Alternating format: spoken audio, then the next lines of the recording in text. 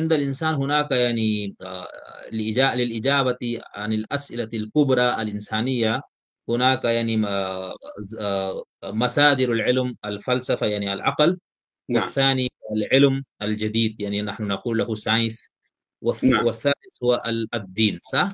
فأجاب والأسطورة، العقل أنت قلت والأسطورة أيضا. صح، شكرا، والأسطورة أيضا. نعم نعم فأجاب العقل عن الكثير، وكذلك يعني الساينس أو العلم نحن نجد الأجوبة الكثيرة. فهل هناك أي ضرورة للدين نعم للبشر؟ لو نعم، فلماذا أو لأي الأسئلة نحن نحتاج إلى الدين؟ شكرا لك. نعم عندي سؤال آخر عن نعم. المناهج، يعني ما هو المنهج العلم، وما هو المنهج العقل، وما هو المنهج للأسطورة، وما هو المنهج للدين لوسيلة إلى إجابة السؤال أو للوصول إلى الحقيقة؟ ما هي يعني كيف الفيلسوف والعالم والرجل والنبي أو الصوفي وغير ذلك هم كيف يصلون إلى النتيجة؟ يعني وسؤال آخر المتعلق بهذا، أنا أريد أن تلقي بعض الضوء على العلاقة بين الدين والعقل والعلم. ما نعم هي العلاقة بين هذه الثلاثة؟ نعم يعني حين تعارض الدين والعلم أو حين تعارض الدين والعقل، فكيف نتعامل مع هذه الثلاث؟ مثلا القرآن يقول أن الله خلق 7 سماوات أو في 6 أيام وغير ذلك، ولكن العلم الجديد هو لا يسلم هذا. فما هي نعم. العلاقة؟ ولكن يعني هي الفيلسوف عنده وسيلة واحدة وهو العقل، صح؟ نعم وهو يسافر وهو يجيب عن الأسئلة البشرية الكبرى نعم بمصدر العقل، صح؟ نعم وكذلك القرآن يعني هو يركز كثيرا على التفكير وتدبر ولعلكم تعقلون العقل. نعم أولئك كالأنعام الذين لا يستعملون عقل، هو شبههم بالأنعام. صح.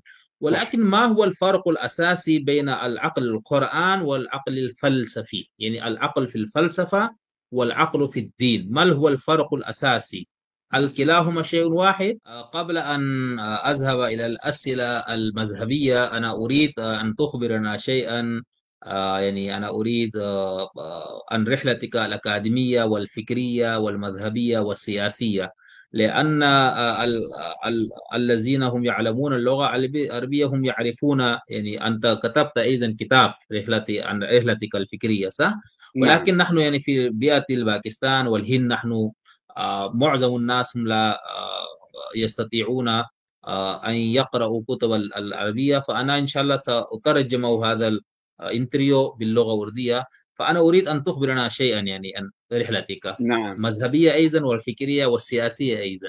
نعم. صحيح. أنا عفوا طبعا يا شيخ، ولكن كان هناك هنا في هذا الوقت منظمة حزب الدعوة. نعم حزب الدعوة هو كانت سياسيا، أليس كذلك؟ نعم. حزب ولكن الدعوة. يعني عفوا، أنا أريد أن أتكلم معك بالتفصيل حول الثورة الإسلامية، يعني حول نعم إيرانية، وبعد ذلك العلاقة بين باقر الصدر ولكن الآن أنا أريد أن أعرف يعني رحلتك المذهبية، يعني كيف نعم. كنت ولدت في بيت شيعة اثنا عشرية ودرست في المدارس، وبعد ذلك يعني تطور الفكر كيف وقع؟ نعم نعم. هذا سؤال مهم. فهل نستطيع أن نقول عنك أنك يعني هناك 12 شيعة 12 لا وأنت لا شيعة يعني لا 11 طبعا. 11؟ لا لا، لا لا, لا 11. 11 ولا. يا أستاذنا الكريم، هل أنت اكتملت درس الخارج في الحوزة أم لا؟ شكرا لك، جزاكم الله خير. الآن أنا أريد أن يعني أن تخبرنا معرفة ما هو معيار إثبات العقيدة في نعم المذاهب الإسلامية.